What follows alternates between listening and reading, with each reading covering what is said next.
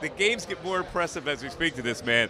John, I don't know what else to tell you, but they've won now 9 in a row. They're 12-1. There's been a couple of other teams that have been 12-1. I get it, but this team just rolls on and on and on. What did you think about today?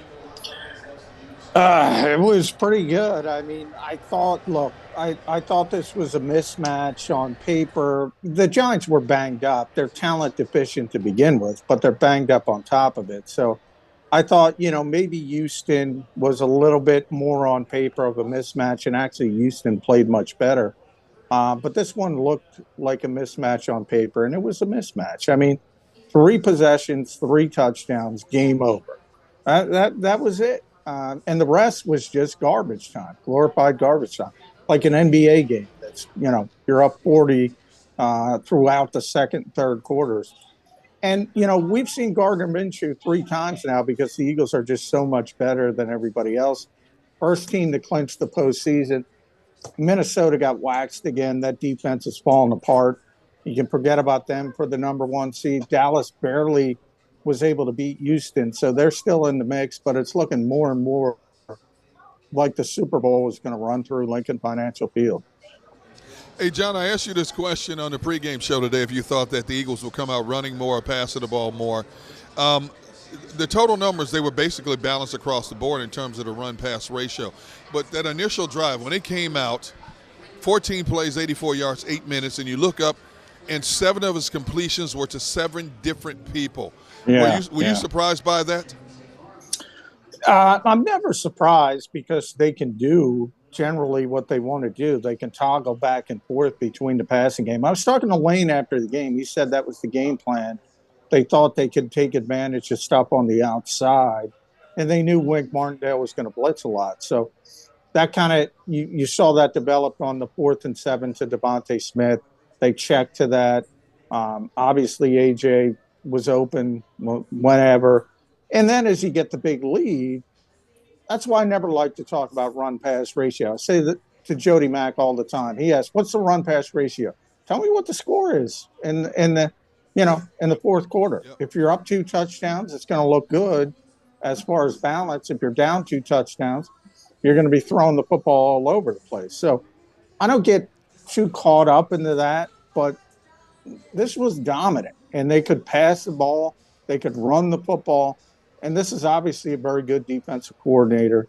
Got maybe the best blitz package in the NFL, and they handled it. They handled it well.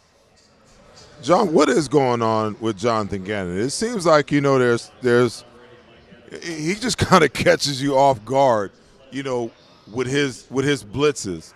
Like today, when the first time that they had him in 4th down, he did the same exact thing last week, but he didn't blitz on 3rd down. He blitzed on 3rd down, forced a bad throw by Daniel Jones. They come back on 4th down, and he just rushes forward, and they drop in zone. Daniel Jones completes the pass for first down on 4th down, and I'm just like losing it. Like if you're gonna come on 3rd down, why are you going to back off on 4th down? The circumstances and the situation are the same. But I was pleasantly surprised. I looked at D. Gunn. I was like, my goodness, are you kidding me? They ran line stunts today. They ran blitzes today. I even seen a stunt between Kazir White and Hassan Reddick where they ran like, Kazir lined up like a defensive tackle and ran like a TE stunt with Kazir White. So I know it's in there, but it dumbfounds me sometimes, because sometimes he'll bring it, sometimes he won't, and more often than not, he won't. Well, number one, when you talk about this defense, and they were dominant again today. They were at like 230 before complete garbage time. They gave up a bunch of yardage late to get over 300. Their second in total defense, first in passing defense, second in sacks, first in takeaways. If you can get home with 4, you want to get home with 4. But they do have they got this. You mentioned the stunts. They got this thing working really well between Fletcher Cox and Hassan Reddick, where they're being really effective. I don't know. Eagles fans want sacks. They're getting a ton of sacks. They got 7 more today. You know, we talk about the offense all the time because it's obviously good. Jalen Hurts is playing at an MVP level. A.J. Brown's A.J. Brown. We all know about the offensive line. Miles Sanders goes over 1,000 yards for the first time today. We all see that. The defense has been better. It's been better. I just gave you all the numbers. Third down, they're tremendous. Situational football. I mean, the only thing this team doesn't do well is special teams. They got the block punt, the crazy play. It looks like Aaron Cepas, unfortunately, pretty significant injury. We'll see. But he was on crutches after the game. They had to go into desperation mode with Britton Covey as the holder and Jake Elliott as the punter. So there's some concern there. I don't know what people want out of this defense. I always say contextually, it's not about Buddy Ryan. It's not about Jim Johnson. It's not about Seth Joyner. It's about the other teams in the 2022 NFL. And in 2022 NFL defense, they play it better than anybody else, except maybe San Francisco.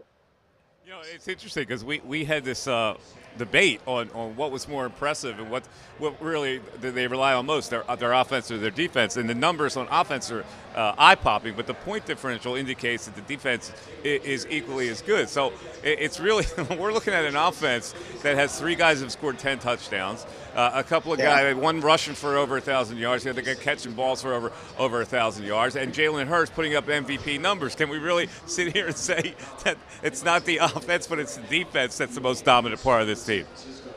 Well, it's not an insult to the offense, and the offense might be the most dominant part of this team. As you mentioned, all those things are true, Mike, and I think anybody who doesn't believe Jalen Hurts is in the MVP conversation looks more foolish by the day. I mean, this team is dominant offensively, but they've also been dominant defensively, at least as dominant as you can be in this era of football. So that's the part I don't get. There seems to be this disconnect that the defense isn't doing this, the defense isn't doing that. If you're number 2 or number 1, how much higher can you go? Common sense says that. All right, instead of being the 2nd overall defense, they can be number 1. Instead of being 2nd in sacks, they could be number 1. I guess there's room for improvement, but when you add that they're 1st in takeaways and they're 1st in passing game, that's pretty stinking good, Mike.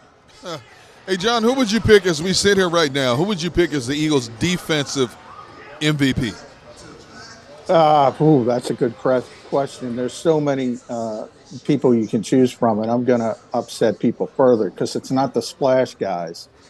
To me, it's T.J. Edwards. T.J. Edwards is the quarterback of that defense. I don't know whether it was because he was undrafted and people don't believe what they're seeing. You know, Pro Football Focus has got him graded as the 3rd best linebacker in the entire NFL. People say he can't cover. He's the 6th best coverage linebacker in the NFL. He makes play after play after play. He gets people lined up correctly. There's so many people you can choose from. Hassan Reddick, Darius Slade, James Bradbury. But if I had to pick one, I would pick T.J. Edwards. Okay. John, I think people sometimes, misconstrue, my critique and my analysis for just straight plain criticism, okay? When I talk about this defense or I talk about this team or anything along those lines, it's just that, because I look at the game from a completely different perspective. We can look at what it looks like now, but I always say that, what you see oftentimes is a preview of what's to come, and that's not in a negative stance. That's just, factual. So, I mean, what we do is we talk about, we debate, we critique and we break down that which we see.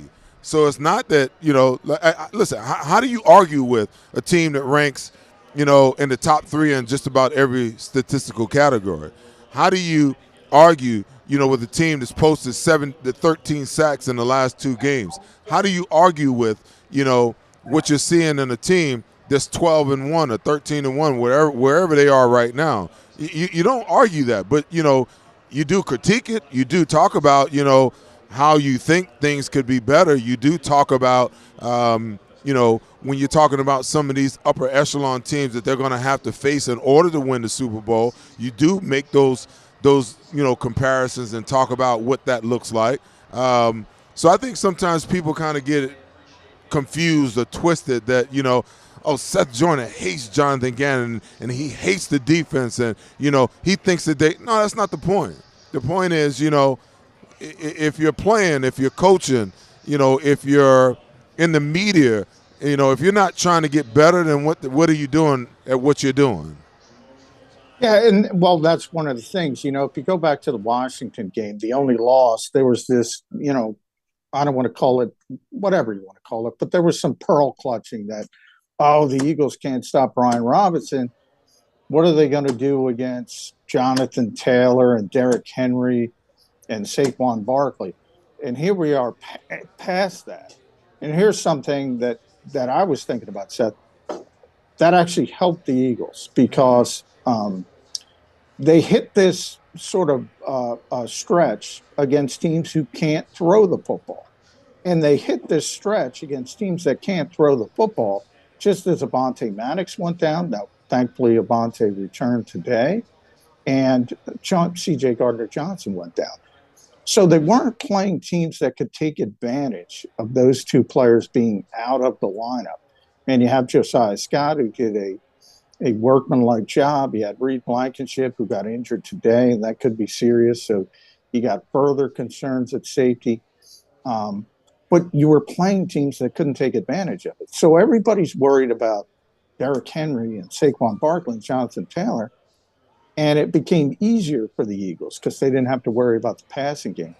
Now, you're right. If you go to where you want to go, Seth, ultimately you're going to have to face Josh Allen or Patrick Mahomes or Joe Burrow or somebody of that nature. And guess what? You're going to get gashed at times because that's the way the league has made the modern game. So it becomes about efficacy. How successful are you?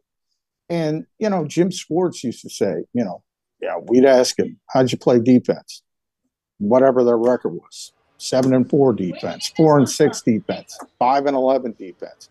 This team's 12-1. They're playing 12-1 defense.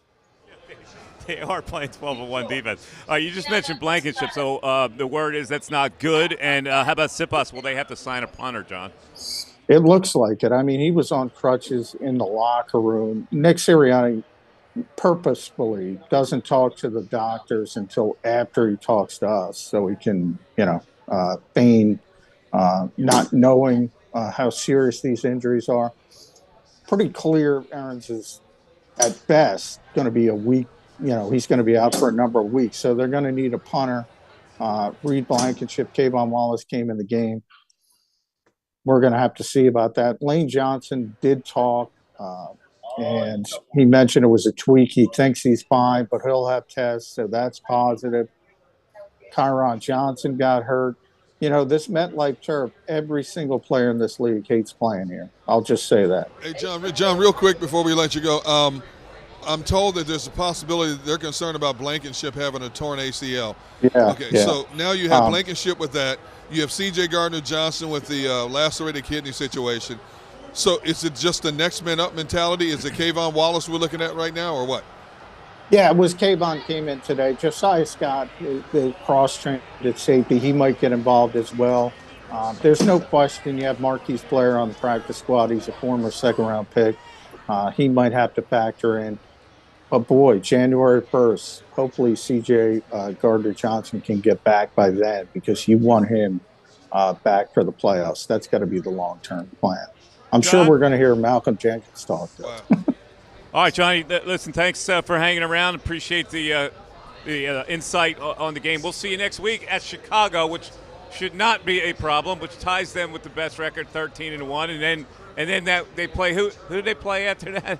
I forget who it is. Christmas Eve, Dallas. It looked like for a long time today, it looked like Houston would get Dallas, but they pulled it out in the end. So That game is still going to be meaningful, I think. Yeah. So we can't stay wait. tuned. John, thanks a lot. We'll talk to you. Thanks, guys. All right, that's hey, you know what, man? McMullen. I think it goes without saying it's time for Kayvon Wallace to grow up and be the pro that the Philadelphia Eagles drafted him to be. It's crunch time, man.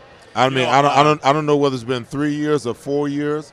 I mean, he came out of a top flight, program, played, for Venables down at Clemson, played on the national championship team, and we've been waiting for this guy to like wake up and step into his rightful spot. And we brought guys and put them all around him while he played special teams and waited. It's time for him to grow up and step up, and be the player that, when they drafted him, that they thought he could be. They thought he was going to be the replacement to Malcolm Jenkins.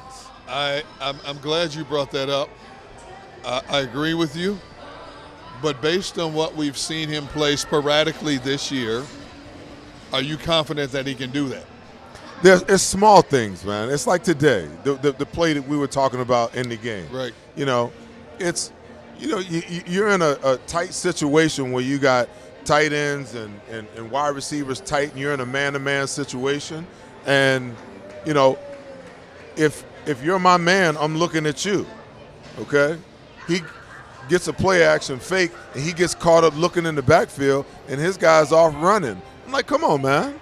Listen, if it's a running play, you look at your guy. Your guy's going to go block somebody. But when your guy just like takes one step and goes out, and you get caught up, looking at the quarterback's socks or whatever the hell it is that you're looking at, come on, at what point in time do we like move past some of these, elementary type mistakes that we make as players, I mean, you got to, and the Eagles need him now.